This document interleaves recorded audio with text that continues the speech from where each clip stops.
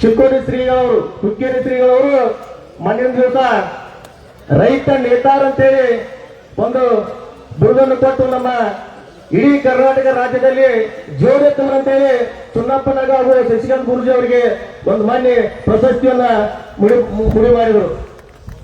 ಆ ಈ ಒಂದು ಕರ್ನಾಟಕ ರಾಜ್ಯ ರೈತ ಸಂಘ ಹೆಮ್ಮರವಾಗಿ ಬೆಳೀತಾರಂದ್ರ ನಮ್ಮ ರೈತ ನೇತಾರ ಅಂತ ಪರಮ ಪೂಜ್ಯ ಶಶಿಕಾಂತ್ ಗುರೂಜಿ ಅವರಿಗೂ ಕೂಡ ನನ್ನ ಅನಂತ ಕೋಟಿ ನಮನ ಸಲ್ಲಿಸುತ್ತಾ ಈ ಒಂದು ಹೋರಾಟದಲ್ಲಿ ಭಾಗಿಯಾದಂತ ನನ್ನ ಎಲ್ಲಾ ರೈತ ಬಾಂಧವರೇ, ತಾಯಂದಿರೇ, ಯುವಕ ಮಿತ್ರರೇ ಹಾಗೂ ನನ್ನ ರೈತ ದೇವರುಗಳೇ, ಇವತ್ತಿನ ದಿವಸ ನಮ್ಮ ಎರಡು ಜೋರು ಎತ್ತುಗಳು ಒಂದು ನಿರ್ಣಯ ತಗೊಂಡು ಗಟ್ಟಿ ಧೈರ್ಯ ಮಾಡಿ ನಾವು ಯಾರಿಗೆ ಅಂಜುವುದಿಲ್ಲ, ನಮ್ಮ ಹಕ್ಕನ್ನು ನಾವು ಪಡ್ಕೊಂಡು ಅನ್ನುವಂತ ಒಂದು ನಿರ್ಧಾರ ಮಾಡಿ ಇವತ್ತು ಚಿಕ್ಕೋಡಿ ಒಳಗೆ ಒಂದು ಹೋರಾಟವನ್ನು ಹಮ್ಮಿಕೊಂಡಾರಲ್ಲ, ಇದಕ್ಕೆ ಸಂಪೂರ್ಣವಾಗಿ ನಮ್ಮ ತಂದೆಯವರಂತ ಸನ್ಮಾನ್ಯ ಶ್ರೀ ದುರ್ಯೋಧನ ಐವಳಿ ಅವರು ಹಾಗೂ ನನ್ನ ವೈದ್ಯಕ ಐವಳಿ ಕುಟುಂಬದ ಪರವಾಗಿ ನಮ್ಮ ಸಂಪೂರ್ಣ ಬೆಂಬಲ ಐತೆ ಅಂತ ಹೇಳಿ ನಾ ಈ ಸಂದರ್ಭದಲ್ಲಿ ಹೇಳಕ ಬಯಸ್ತೇನೆ. ಯಾಕಂದ್ರೆ ನಾವು ಕೂಡ ರೈತರೇ. ಇವತ್ತಿನ ದಿವಸ ಗೋಟೂರು ಟು ಬಿಜಾಪುರ ಹಾವೇಲಿ ಹೋಗ್ತಕ್ಕಂತ ನಮ್ಮ ರೈತರಿಗೆ ಅನ್ಯಾಯ ಆಗೋದು ನೋಡ್ಕೊತ ಕುಂಡಾಕ ನಮ್ಮ ಯಾರು ಜೋಡೆತ್ತುಗಳಿಗೆ ಆಗುದಿಲ್ಲ. ಅದಕ್ಕ ಈಗ ಸರ್ಕಾರದಿಂದ ಘೋಷಣೆ ಆದಂತ 40 ಲಕ್ಷಗಳನ್ನ ಕೊಡುವುದು ಅದು ಸರಿ ಅನಿಸುವುದಿಲ್ಲ. ನಮ್ಮ ರೈತರು ಬಡ ಕುಟುಂಬದವರು ಇರುವ ಒಂದೊಂದು ಎಕರೆ 2 ಎಕರೆ ಹಾವಿ ದಂಡಿಗೆ ಇರ್ತಾವ, ಅದನ್ನ ಒಂದು ನಂಬಿಕೊಂಡ ಆ ಇರ್ತಕ್ಕಂಥ ಭೂಮಿಯಲ್ಲಿ ಬೆಳೆದು ತಮ್ಮ ಜೀವನ ಸಾಗಿಸುವಂತ ಪರಿಸ್ಥಿತಿ ನಮ್ಮ ರೈತರೈತಿ ಈಗ ಇವತ್ತಿನ ದಿವಸ. ಅಂತ ಸಂದರ್ಭದಲ್ಲಿ ಕೋಟಿಗಟ್ಟಲೆ ಹೊರಗೆ ಮಾರುವಂತ ಜಮೀನ ಇವತ್ತು ಬರೀ 40 ಲಕ್ಷ ಕೊಡ್ತಾರೆ ಅಂದ್ರೆ ಈ ಸರ್ಕಾರಕ್ಕೆ ನಂದು ಕೂಡ ವಿರೋಧ ಐತಿ. ನಾನು ಇದನ್ನ ಖಂಡಿಸ್ತೇನೆ ಅಂತ ಹೇಳಿ ವೇದಿಕೆ ಮುಖಾಂತರ ಹೇಳಕ್ ಇಷ್ಟಪಡಿದ್ರು.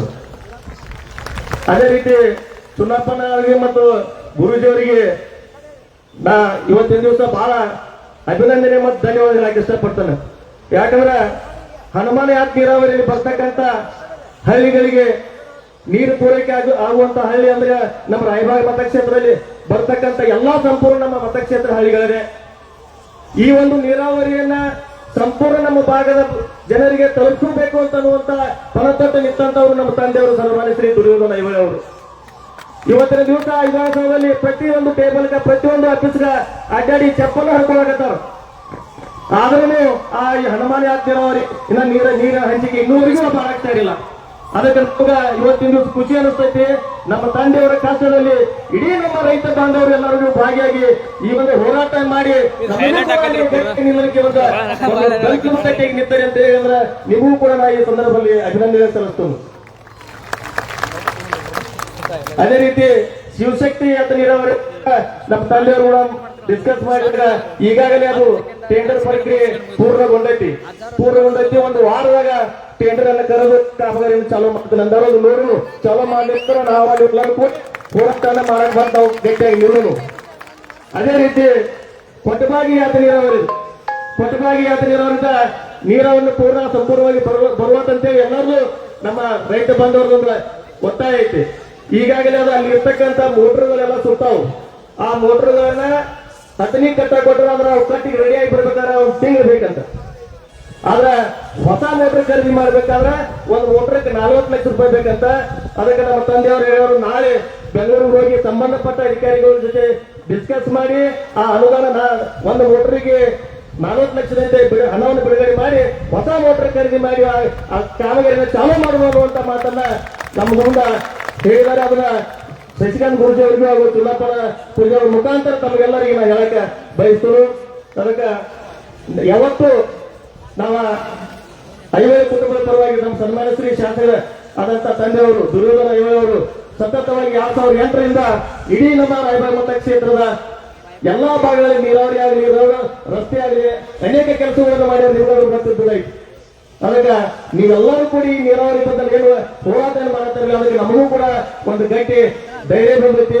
ನಿಮ್ಮ ಜೊತೆ ನೀವೇನು ಒಕ್ಕತ್ತಾಗಿ ಹೋರಾಟ ಮಾಡ್ತಾರೆ ಇದರಿಂದಲೇ ಯಾಕಂದ್ರೆ ನೀರು ಹಂಚಿಕೆಯನ್ನು ಮಾಡಿ ಎಲ್ಲಿ ಕೇಂದ್ರ ಆ ಕೇಂದ್ರ ಕಾಮಗಾರಿ ಚಾಲೂ ಮಾಡುವಂತ ಮಾಡ್ಲಿ ಅವ್ರು ಸರ್ಕಾರವರಂತೆ ಸರ್ಕಾರವೂ ಕೂಡ ಈ ವೇದಿಕೆ ಮುಖಾಂತರ ಒತ್ತಾಯ ಮಾಡಿ ಇಲ್ಲಿ ಕೂಡಿದಂತ ಎಲ್ಲಾ ನನ್ನ ರೈತ ಬಾಂಧವರಿಗೂ ತಾಯಂದಿರಿಗೂ ದೇವತೆಗಳಿಗೂ ನನ್ನ ಅನಂತ ಕೋಟಿ ನಮಗೆ ಸಲ್ಲಿಸಿ ವೇದಿಕೆ ಮೇಲೆ ಆಚರಿಸುವಂತ ಎಲ್ಲಾ ಪೂಜೆರಿಗೂ ಹಾಗೂ ಚುನ್ನಪ್ಪನವರಿಗೂ ಶಶಿಕಾಂತ್ ಗುರೂಜಿ ಅವರಿಗೂ ಮತ್ತೊಮ್ಮೆ ನಮಸ್ಕರಿಸಿ ನಾನು 2 ಮಾತಿಗೆ ಹೇಳ್ತೀನಿ. ಜೈ ಹಿಂದ್.